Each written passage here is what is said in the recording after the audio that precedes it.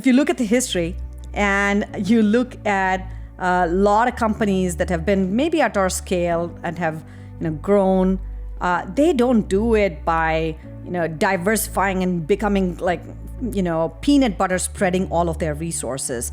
They get from good to great by being focused on a handful that you can truly win. We're paying attention to the things that we say no to. You have to be able to say no to good ideas in order for you to be able to execute great ideas. And that comes with this principle of fortune favors the focus.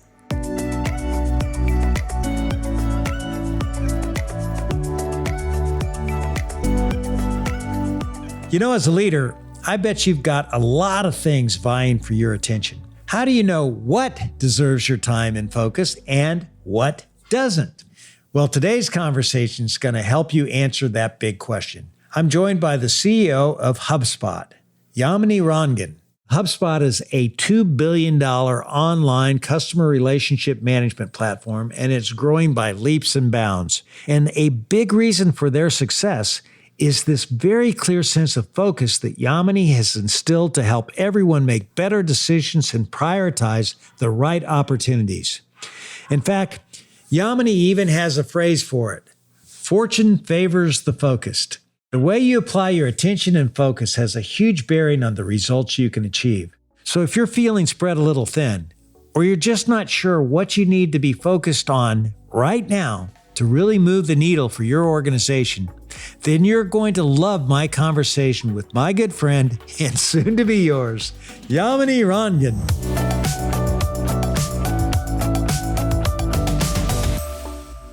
I've had so much fun researching you because you are one heck of a CEO, and I just love your approach to culture and people and customers. So I can't really wait to get into this. But if you could give us a snapshot of HubSpot and the business you're leading today, I'd really appreciate it. Yeah, thank you for having me again. HubSpot, we are really focused on helping millions of organizations grow better.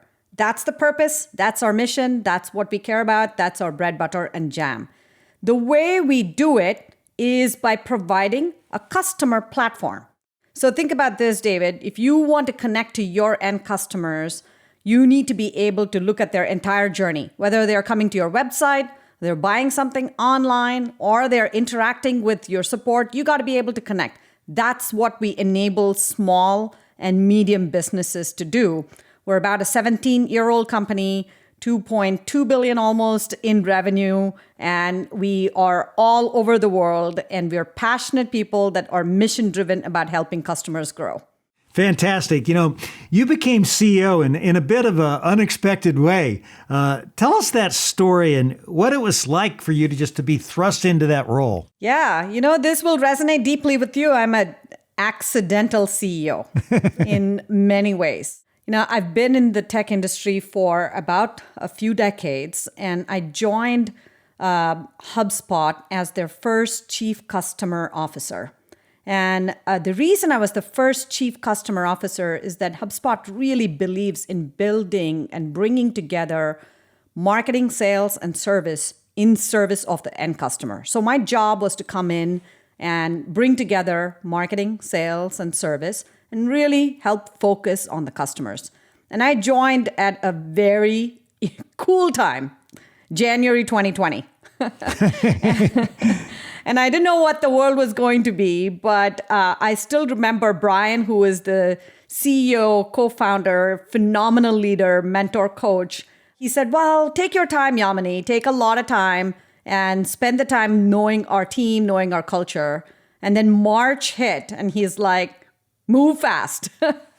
Give me answers today. I can't wait one more day. What are the changes we need to do to really go into this mode of dealing with COVID? And so I was thrust into this position of reinventing what we needed to do during the pandemic and help our small, medium businesses who at that time were honestly churning. They were closing down and shuttering. There was a question of how they were going to survive.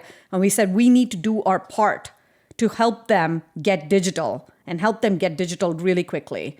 And so we changed a lot of what we did for customers in a matter of days. We went to the board and we said that we are slashing our price, we're helping our customers, we're giving them a relief fund, and we're going to help them survive during the pandemic. And turns out that was a good call because 3 months later, all small, medium businesses needed a way to digitally connect, digitally grow, and they came to us and we earned their trust in that period.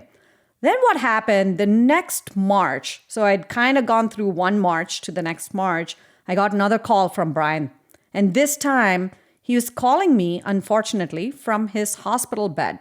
He had met with a snowmobile accident and had broken a lot of big bones. And thankfully, all the organs survived. And he said, you're going to have to step up and you're going to have to run the company until I recover and get back. And my first thought was, wow, pretty big shoes. And wow, no playbook. He basically called from the hospital and said, don't mess this up. And I said, okay, I'll try my best. The good part is that we had clear guiding principles as a company. We had a great leadership team, and we did that. And 6 months later, he came back again, a call, and he said, well, do it. You're doing a reasonable job. Keep doing it and become the CEO. My first reaction was, no. This is not what I had planned for. I planned to take a month off after, kind of helping shepherd the company over this period. And I'm not really the person. I never, ever thought of becoming a CEO. And he said, well, it's you, or I'll hire someone else and you might not like that person. What do you want to do? Yamini, that's so interesting because so many women that I've talked to have become CEOs, they don't think they're ready or that, that they should be doing something else or whatever. And, I love how he just said, hey, I can hire somebody else. It's up to you. And when you're faced with that alternative, the answer was something else, right? Exactly. I was like, wait. Let me think about this. And in 24 hours, I got back to him and I said, well, I will do it. But I think I have big shoes to fill and I'll need your coaching, mentoring, and support. And he has been a phenomenal coach, mentor, guide for me throughout this process. And it's now been about 2.5 years since I got that first call in March. It's interesting. I want to ask you about this, and I want to get back into this particular situation. But you mentioned you were the Chief Customer Officer. That's a unique title in a lot of companies. Do you think companies need to think more about what they call their leaders? 100%. And for me, words matter. You stand in commitment to every word you say and what you drive. And so the Chief Customer Officer conveys that customer is at the center. Now, you could call that Chief Business Officer, Chief Commercial Officer, Chief Operating Officer. You could have called any of those things. But it signals that the job of that C-level leader is to put the customer at the center and then make sure everything else works in order to serve that customer. And 10 years ago, that title was not existent. And I think the industry is embracing it for the right reasons, which is the focus on the customer. It's probably the most important thing in terms of a business. Now I want to get back to when Brian says, okay, you're the CEO. You've got this transition to make. You're basically interim. Says, don't mess it up. I got to be, we got a great company here. But now you got to move from caretaker, to, hey, you got to be the driver. You got to figure out the future, where you're going. How does a leader manage that kind of transition?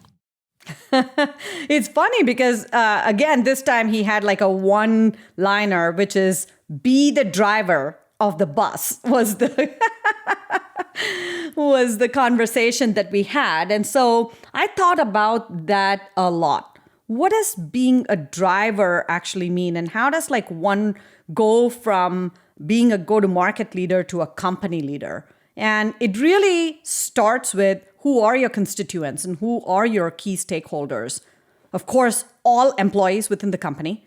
Of course, all of the customers, partners, investors, board members, and overall stakeholders. So it really broadens who you're communicating But it starts with the mindset of how do I learn what is important for every one of these stakeholders. I think from my perspective, I started as an engineer, then became a sales leader, and then became a customer-focused executive. And I've always put the customer at the center. Now I had more stakeholders, and understanding the motivations, the key priorities for each of these stakeholders is where I started in terms of my journey as a CEO. That's always a great place to start. But, one of the things that, as I think about that is you're taking over for a founder, all right? Now, he's been driving that bus, yet he wants you to drive the bus, and you got to create a new agenda, and a lot of people feel, you could be like walking on eggshells there. How do you really do that? I mean, how do you really make big changes to something that's really big while that founder's around without maybe hurting his or her feelings or causing a ripple?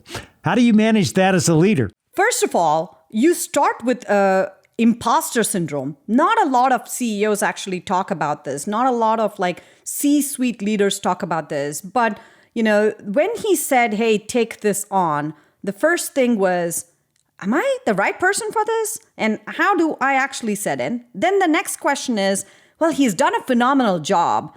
Do I step into his shoes or do I create different shoes for myself? And I think from my perspective, I started with saying, what is the future that I want to help create as a leader?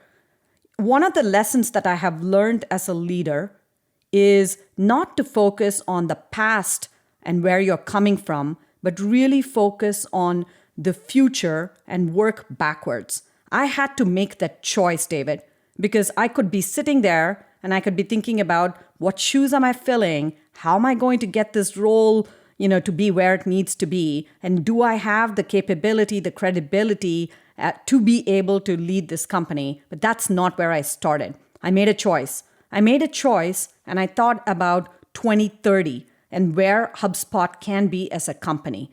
And what would be my role in getting the organization to where it needed to be in the next decade? And what would a great leader do? And how could I be the part of that journey? So I started in the future, and then the answer became clear. I wanted to be the best CEO that the company and the employees and the customers deserved.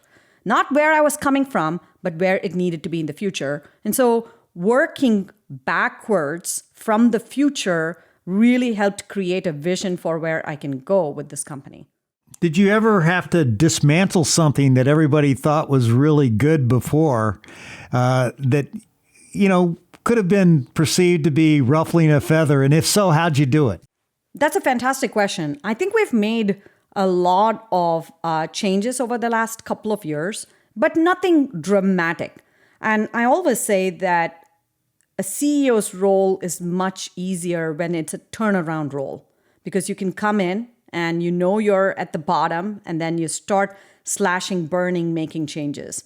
HubSpot is not that. We are going from good to great, which means you really need to be curious. You need to be open. You need to deeply, keenly listen to know what changes are necessary in order to scale the company versus making changes quickly for the sake of you being a leader there. So part of my process was going on a 90-day listening tour. I listened to our employees all across the board. I listened to investors. I listened to our board members. And then I created a plan. And part of that evolved naturally.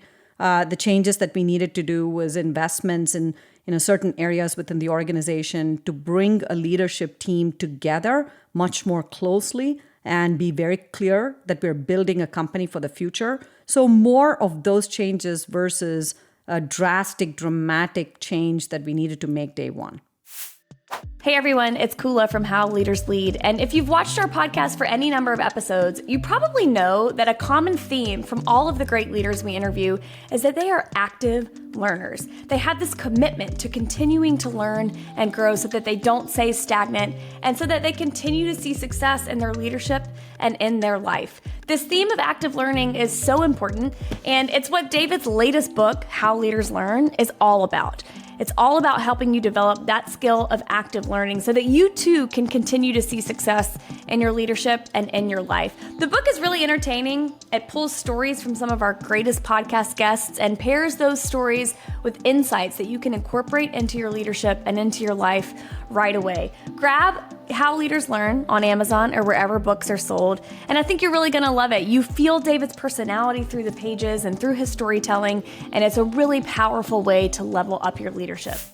I want to get back into how you're leading HubSpot, but first, I want to take you back. Tell us a story from your childhood that shaped the kind of leader you are today. I love this. So I grew up in India, and I grew up in a super small town. My mom was a homemaker, and my dad was a mechanical engineer who had a small business.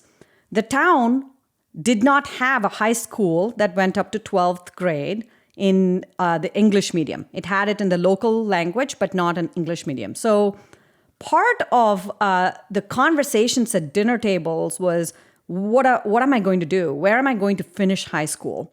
It was interesting. One of those days, my mom gave me an article about a woman who was attempting to climb Mount Everest. And I said, well, I want to do that. And we were literally having this conversation of how could I complete my high school graduation. And at the same time, I was like, I want to climb the Mount Everest. My mom was like, yeah, you can do it. And then the next week I'd come and say, I want to become a lawyer. And she'd be like, yeah, you can do it. And literally, I had so many different ideas of what I wanted to do, living in this super small town that didn't even have a high school. And my parents encouraged me. Every step of the way, they believed in me as a human being, not as a woman growing up in the 80s in rural India, but as a person with potential. And to me, that just power of someone believing in my ability when I didn't have any at the time. Certainly didn't have rock climbing or mountain climbing abilities, but someone believed in me. And I think that has propelled me over so many ups, downs, failures, successes. I just believe in myself. I just have a level of perseverance and the ability to dust it off and start back again. And probably those dinner table conversations had a lot to do with the grit that I now have. As I understand it, your parents might have liked you to go on and be a doctor, but you went on to be an engineer, and you've been described. I don't know if you really like hearing this so much, but you've been described as someone who can be a bit defiant. Okay. Tell me a story of how that trait has shown up in the way how you lead, being defiant. Oh, yes. Oh, absolutely. You have to be defiant. And you're absolutely right. My parents, said that I could do anything, but really secretly wished I became a doctor just like my elder sister. And I chose not even go to take the exam. That was how defiant I was. I was like, well, I'm not going to take the exam, which means I'll never have any probability of becoming a doctor. That's how defiant I was. And you got to be, somewhat defiant that way.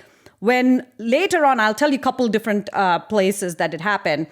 I graduated from business school at Berkeley. And the first job that I got was accidental in the sales organization. When I joined the sales organization, I'd been an engineer for a few years, then went into business school and got into sales. And people looked at me and they looked at how I was approaching sales and said, wow, she's just not going to make it. Maybe a first year, at the end of the year, we're going to give her a performance plan. She's probably going to leave because I approached, sales like an engineer. And then I looked at people around me. They approached sales like the art of sales. And I was like, no, I'm going to do the science of sales. Part of the defiance came from knowing that I was strong analytically and I was strong in getting customers to talk to me about their business. I was curious and I was a learner. And all of that came from my engineering background. And so I said, I'm going to lean in on that. I don't play golf. I certainly don't know how to banter about, Sunday night football, but I know how to analyze a 10K. And I was really defiant. And at the end of the first year, I'd crushed my goals for the year and gained a level of confidence in how I can present myself in front of customers. And almost every time someone says you can't do it, I say, well, I will. And you grew rapidly, and you moved into leadership roles, and you started out first by being this rock star salesperson, that was crushing your numbers, and then all of a sudden now you get thrust in. I think it's about 8 years later, into this role of being a leader. How did you evolve and handle that transition? Because people have to move from individual contributor to leader. It was really rough. And by the way, I don't think my role in value sales was like that easy. I had to prove every step of the way. But when I first got into management, I did what every individual contributor that moves into a manager role does, which is like my way or the highway. It is, I know exactly how to do this. I've done it for so many years. So here's a playbook and giving answers. One of the first lessons that I learned in those early days is that people don't want answers. They want questions. People want to get to answers themselves. And one of the first skills that I had to learn as a manager was asking better questions, more thoughtful questions that would lead someone to get to their answers themselves. And that really meant that I had to go from being someone with a sprinter mindset, go fast, to being a cross-country coach, coaching them to last, to pace, to get to where they needed to, and to feel a sense of success themselves.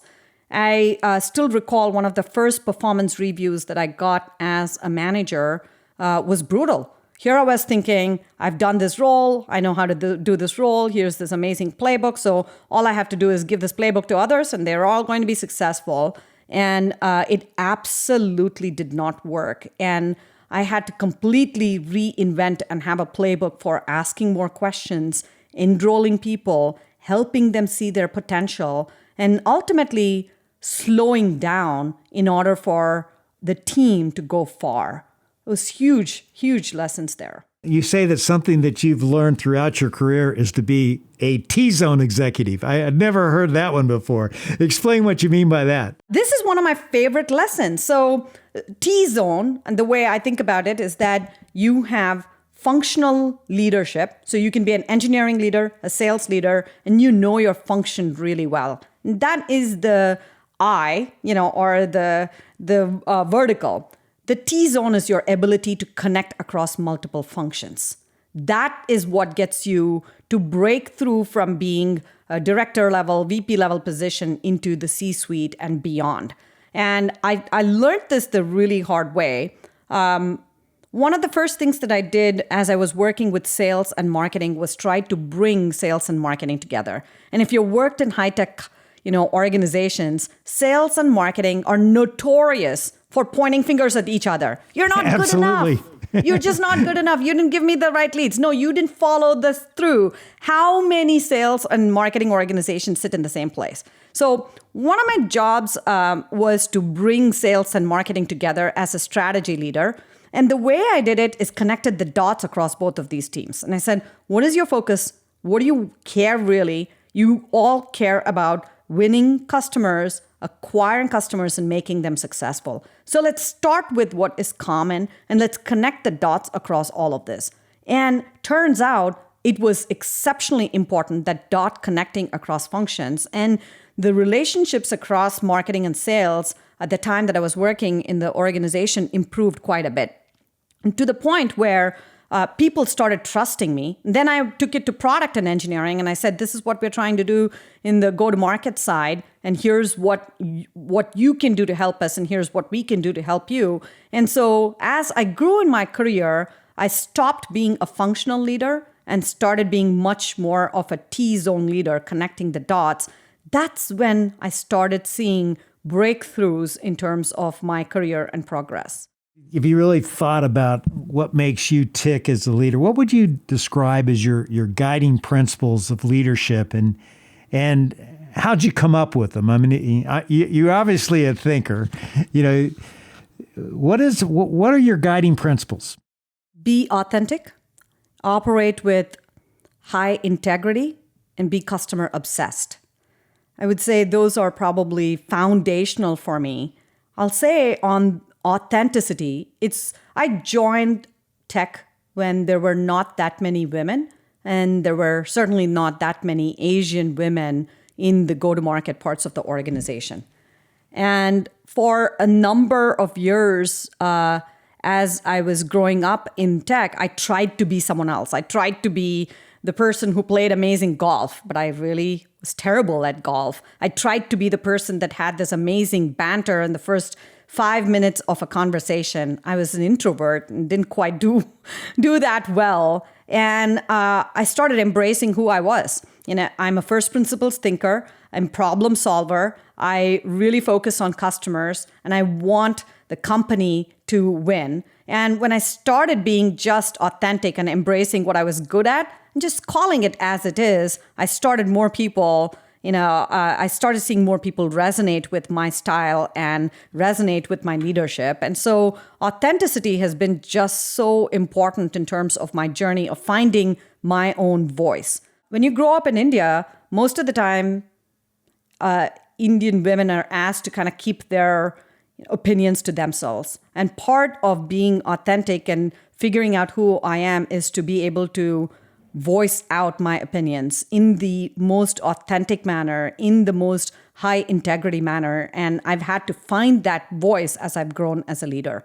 And then the customer obsession, that just comes from being in the sales organization, talking to customers and solving for customers and seeing how if you truly wanted to be successful, it had to come to making your customers champions and making them win in their career. So I'd say those three are probably my North Stars as a leader.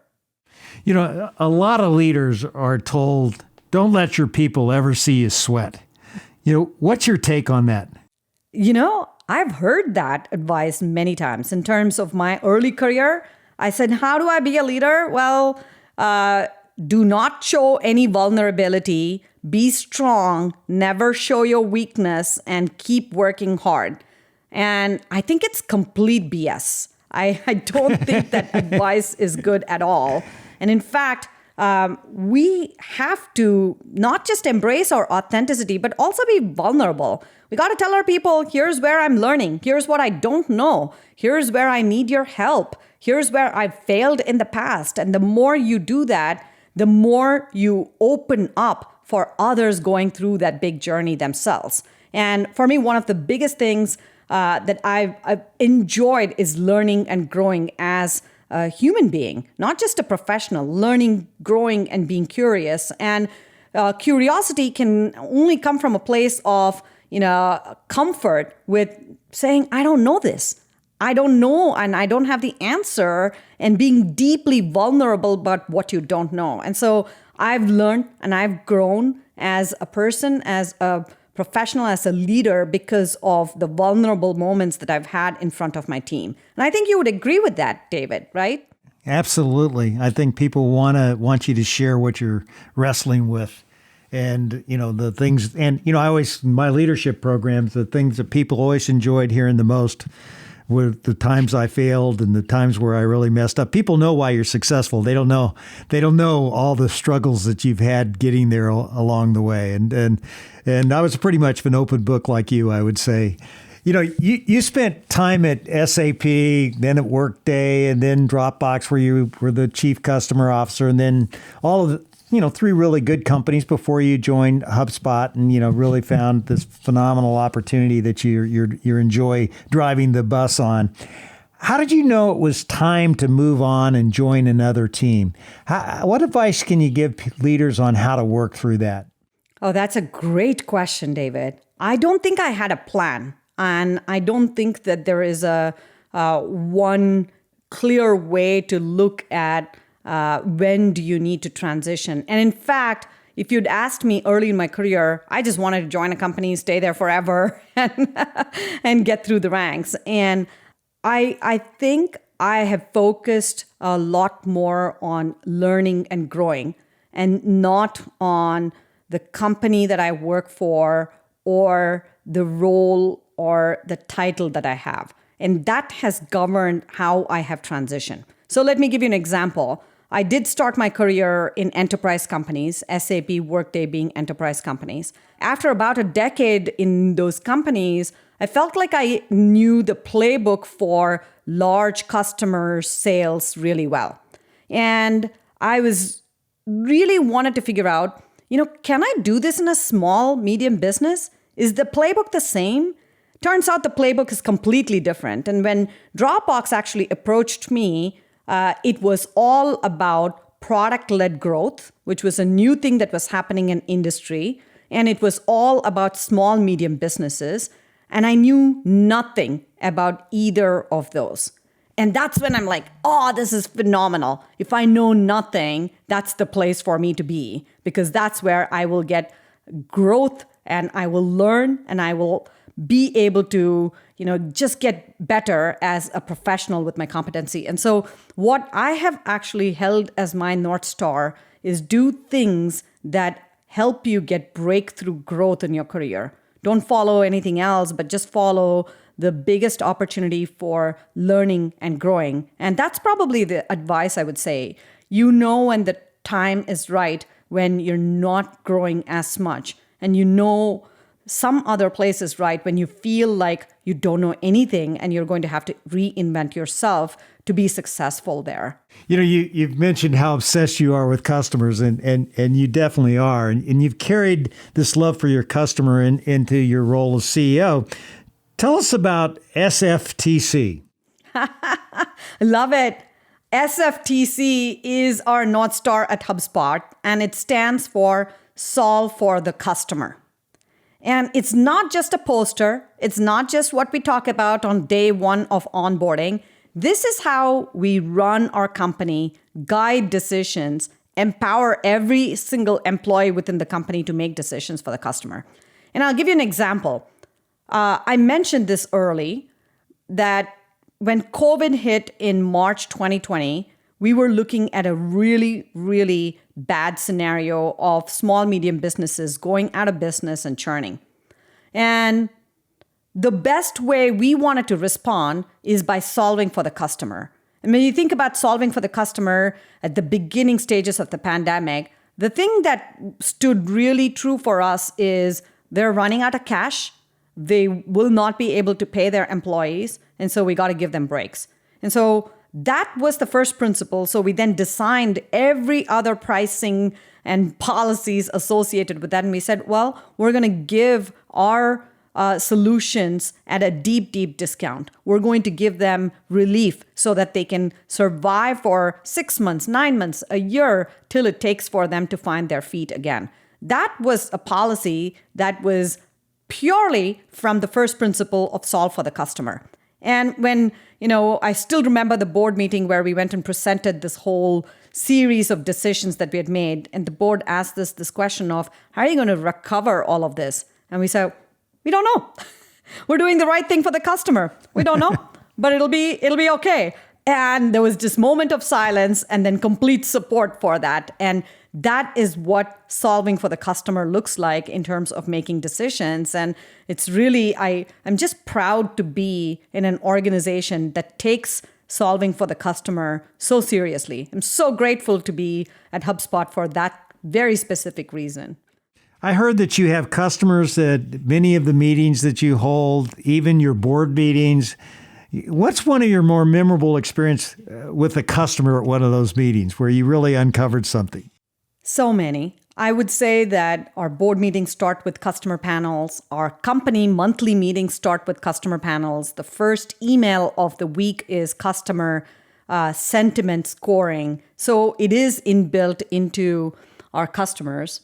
The most memorable stories are when people, our champions, are successful. We just had our annual customer conference about 2 weeks ago. early in September, and I got to meet a few customers, and their stories were not about how many dollars they were able to save or how many leads they were able to generate. They told me stories of how they made a bet on HubSpot, and because of that, they got promoted. Because of that, they bought their first home.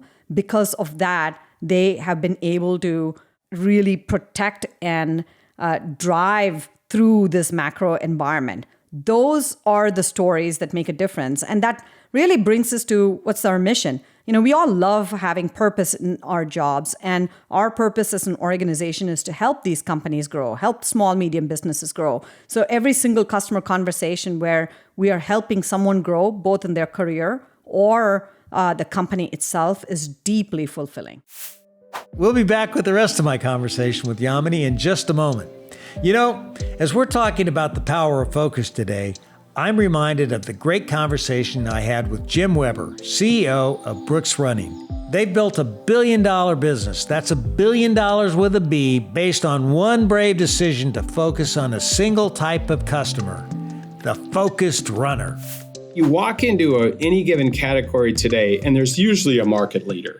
And in many cases, there are platform brands. And in our case, the leading brand in our industry is one of the greatest global brands ever created. I think everybody could see their logo and state their name. They're based in Oregon. And they're a platform. They play every category so well, and almost every range of price points in each category. And so, I've seen other competitors come into our category and essentially line up a strategy to go kind of head to head with them, David. And, for me, I think if you're not the lead brand, the platform in the category, you're a niche brand. Focus is required, if not in your brand and your choice of customer, which is, I think, the biggest choice every brand makes is who their customer focus is.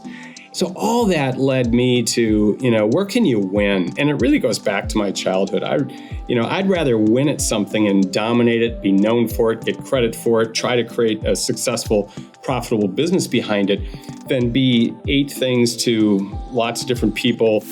It's the perfect case study in the power of focus, and you can hear the whole story in episode 106 here on How Leaders Lead.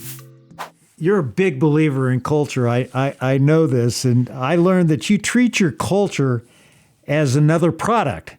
I've never heard of anybody really talk about it that way. What's your thinking? Absolutely. I love that you are asking this question because we take it seriously. Our first product is, of course, the product that we create, and that is for our customers. And the product's mission is helping millions grow. The second product that we have is our culture, and that is for our employees. And that mission there is to help HubSpotters grow. So we think about, 2 products. Let me tell you how we take it even further. The question that we have to ask ourselves is, as much as we are evolving our primary product, can we evolve our culture? And how do we make sure that we are evolving the culture? We have something called the Culture Code, which is online. You can go and look for HubSpot's Culture Code. It has been downloaded something like 6 million times, and it has evolved. It's now, I think, version 100 plus, because we are constantly updating how we think about the culture. And the concepts make a ton of sense. What do you do in terms of your product? You say, what are the best features of your product? And you figure out what are the features that customers love the most. Same thing with the culture. What are the features of your culture that your employees love the most? And keep doing that. Then you ask yourself, what are the most requested features of your product? And go build those things in. And it's the same thing with employees and culture. You just ask, what are the most requested features of the culture? And if you pay attention to it, it becomes really obvious how you need to evolve the culture. In the last couple of years, the most requested feature, David, has been flexibility. And that's why we leaned into hybrid. Our employees can go into work, they can stay at home, or they can go into the office a couple days a week. And we found that flexibility is one of the most requested features in the world that we live in. And that's now evolved into part of the culture. And we want to be not just a great company that people want to work at, we want to be a great hybrid company that people want to work at. That's how we think about evolving culture like a product. That's great stuff. And you, as I understand it, you actually have a program where you allow employees to work remotely in different countries for up to 90 days. That's right. Internal mobility program. What was the genesis of that? What was your thinking behind that? Exactly this, which is flexibility, the ability to be in a place, a country, maybe visiting family, visiting friends, being with a loved one that deserves care, needs care. That is where we started. And again, as you evolve your culture, and if you're paying close attention to what your employees are requesting on a quarterly basis or half-yearly basis, you know what is needed in order for us to support them in their jobs, but also as a person, as an individual that is working as part of HubSpot. And a lot of our programs, whether it is flexibility in terms of where you work, flexibility in terms of how you get your work done, that all comes from keenly listening to our employees as much as we listen to our customers. Something else I know that you're driving in your culture is focus. How are you doing that? It's a great question. So we talked about SFTC, which is solve for the customer. We have another leadership guiding principle, which is fortune favors the focused. If you look at the history and you look at a lot of companies that have been maybe at our scale and have grown, they don't do it by diversifying and becoming peanut butter spreading all of their resources. They get from good to great by being focused on a handful that you can truly win. So one of the things that we have done is to get the leadership team together and say, what are the guiding principles that we can really focus on to help this company scale? And they came up with fortune favors the focused. And so in the last couple of years, we have said, what are the omissions? As much as we pay attention to the things that we will execute, we're paying attention to the things that we say no to. You have to be able to say no to good ideas in order for you to be able to execute great ideas. And that comes with this principle of fortune favors the focus. And as a CEO, how you spend your time is so critical. Do you have anything that you do to really get you focused on the right things? Absolutely, David. Here's a thought. I've always thought of my calendar as the most strategic tool. And a lot of people have different, ideas about this. I think my time and my calendar is the most strategic tool, and I really prioritize what gets on that calendar. And I measure it. I'm pretty specific about it. If you look at my calendar, it is color-coded. It has got every possible heuristic built in so I can measure where I spend time. And it's very clear. I need to spend time with our leadership team so that they work as a team and they're making all the decisions in the right way. I need to spend time with our employees. So I do roundtables with frontline employees twice a month and connect with across levels within the organization. I need to spend time with partners, with customers, and that is prioritized in the calendar. And I need to spend time on things that others cannot do, which is if someone else in my team can do it, they should do it. If some others in the team cannot do it and it requires my time and energy, then I want to spend time only on those. And I spend a lot of time on deep work and learning. So a good 30% of my time on the calendar is actually for deep thinking and reading. And I preserve that as much as I preserve the time for meetings. And so I think of my time is really important, and it needs to be part of a strategic way in which I prioritize on the right set of conversations every single week. This has been so much fun, and I want to have some more with my lightning round of questions. Are you ready for this? Let's go.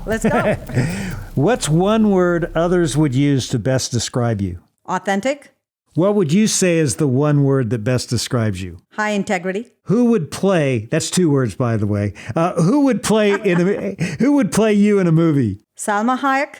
If you could be one person for a day beside yourself, who would it be? President Barack Obama. What's your biggest pet peeve? Not being on time. I know you're a big reader. What's a book every leader should read? Leaders Eat Last by Simon Sinek. What's the biggest lesson you've gleaned from your regular yoga practice? Stay grounded and stay humble. If I turned on the radio in your car, what would I hear? NPR. What's something about you few people would know?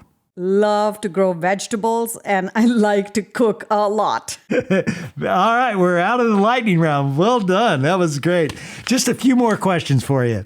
All right, let's go. I've read articles where you've called yourself an AI geek. Yes. Why is that?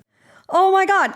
Here's why. So I started my career as a computer engineer, and back then neural networks were a thing in computer engineering. I spent a lot of time as a computer engineer thinking about neural networks. In fact, I did research back then on neural networks, and it felt like it was too early for it to be meaningful. Now, fast forward 20 years, neural networks and transformer networks is what has caused the whole generative AI wave to come into existence right now. And so I'm fascinated by this concept of thinking about brain and thinking about how computers can become that in the future. And so I spent a lot of time, besides listening to NPR, listening to YouTube videos on deep learning, on neural networks, on transformer models. It's just absolutely fascinating how quickly things have moved in the last couple of years, but how long it took for it to get here. So I am totally into AI and the whole transformation that's happening right now. Speaking of AI, tell me about ChatSpot and the biggest challenge you face as a leader getting that off the ground. ChatSpot is absolutely fascinating. We basically took the power of HubSpot and connected it with large language model, which is ChatGPT, and we've provided a new interface. Now think about this. I've been now in application software for more than a couple of decades, and the biggest difficulty in application software is the ability for someone to get just easy answers to questions. If you're so good, like you should be able to get the answers from the software, but you cannot. And so ChatSpot for the first time provides a natural language interface into HubSpot. You can ask questions. What happened last week in terms of our pipeline? How does that compare to the previous month in terms of the pipeline? Can you just schedule this report and send it to me every Monday? That's the conversation that you can have with ChatSpot. And it's a game changer in terms of application software, the level of engagement it can drive, and just the ease of using natural language to get more out of technology. So I'm huge on this. I would give full credit to Dharmesh, who is our other co-founder. He came up with ChatSpot over nights and weekends. He saw how generative AI was kind of like taking off the ground. He saw the power and potential of having an interface that can just make it easy for our customers, and he created it. And then we had to get everybody behind it as a company. And it's really taken off. It's been about 6 months, and we're pretty excited about where it's going in the future. Speaking of engagement, tell us about Inbound and how that's grown. Absolutely. So for those who don't know, Inbound is HubSpot's customer conference. And we got started with this many, many years ago. And the premise for starting something like this was very simple. We want to educate and we want to help other, customers, prospects, industry people grow before they even become our customers. And so the philosophy was much more about education and inspiration and thought leadership within this conference. And we've done that across the company. We have a whole university inside HubSpot. It's little known, but we call it the HubSpot Academy, where we teach marketers, salespeople, service people how to, become great at their jobs. Inbound is the conference where they all come, they exchange, ideas. They are part of this community and they learn from each other. And we get so much, fulfillment by looking at the community grow, and it's grown. We had this time over 12,000 attendees in Boston attending this conference, and we had more than 100,000 participate online virtually through all of the breakout sessions as well as the spotlight sessions. And it's just become a thriving community to exchange great ideas about front office. So love that. You're obviously in love with what you do, and you're at this, you're thinking about this business 24/7 all the time. How do you handle all the pressure of being a CEO and bring the balance that you obviously have? I can tell you have balance. I mean, there's no question about it. I know you're a mother and you have a family, and how does it all come together with you? You just have to set an intention to stay exceptionally grounded and balanced. And I actually like the word presence more than balance, David. Here's why. I have two boys. They're teens. They're 16 and 14. And it's in many years, it has felt like a constant struggle to balance my role as a mom, balance my role at HubSpot, balance my role as a friend, as a daughter. And it feels like a tightrope walking where I'm like going to fall every single moment. And so I've really adopted this whole idea of life presence, being exceptionally present in where you are. And I'll tell you a quick story. I took my son on a field trip at his school when he was about fourth grade, and it was also end of quarter. So I spent most of the time in the field trip holding my ears and being on the phone the entire time. And I was proud of myself. I said, I've balanced everything. It's the end of the quarter, but I'm still there for my son. And I came back that evening and I asked him, that was great, right? I was there with you. And he said, Mom, you were not there. You were there physically, but you were on the phone the entire time. And it was that moment where I said, it's not about balance, it's about presence. I was absolutely not present. And the fourth grader that he was pointed out very clearly that I was not present. So now I think about being present in every conversation, whether it is this conversation or the time I spend every night with my two sons. It's only 30 minutes maybe with them individually, but I'm there. I have no other electronics. I'm not, a CEO. I'm just a mom listening to a teen complain about what teens complain about. And that has helped me, stay in the moment. It's interesting because one of the concepts we really tried to drive deep into Yum Brands was be here now. Yes. And I think that's exactly what you're talking about. One last question here for you, and I'll let you go be present with whatever the next thing is on your agenda. What's the single best advice you can give to aspiring leaders? Be authentic and stand out. That would be the single best advice that I would give, especially maybe other women who are looking to break through, other underrepresented minorities. Embrace your strength and just stand out. Don't be afraid of standing out. And when you do that consistently, people will really appreciate you for who you are.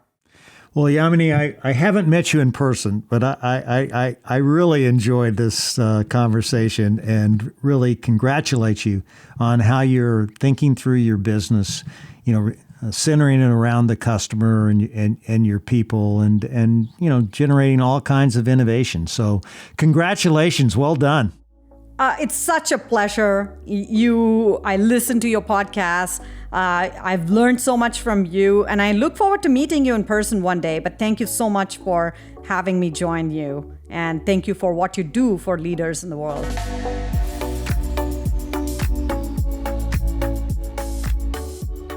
Well, Yamini has to be one of the most dynamic leaders around. I'm so energized just by talking to her. I love her enthusiasm, her bravery, and how she's just as comfortable leaning into her strengths as she is opening up about her vulnerabilities. But you know what I really want to focus on is her sense of focus. As Yamini points out, getting focused on what really matters means letting go of what doesn't. Take a look at what's on your plate and ask yourself, what really, really matters? What can we put more process and discipline around that will really drive the needle? And then drop the things that really don't matter that much. I guarantee you, if you go through that discipline, you'll be working on the things that will have the biggest impact on your business. And that's really what you want. So do you want to know how leaders lead? What we learned today is that great leaders know that fortune favors the focused. Thanks again for tuning in to another episode of How Leaders Lead, where every Thursday you get to listen in while I interview some of the very best leaders in the world. I make it a point to give you something simple on each episode that you can apply to your business so that you will become the best leader you can be.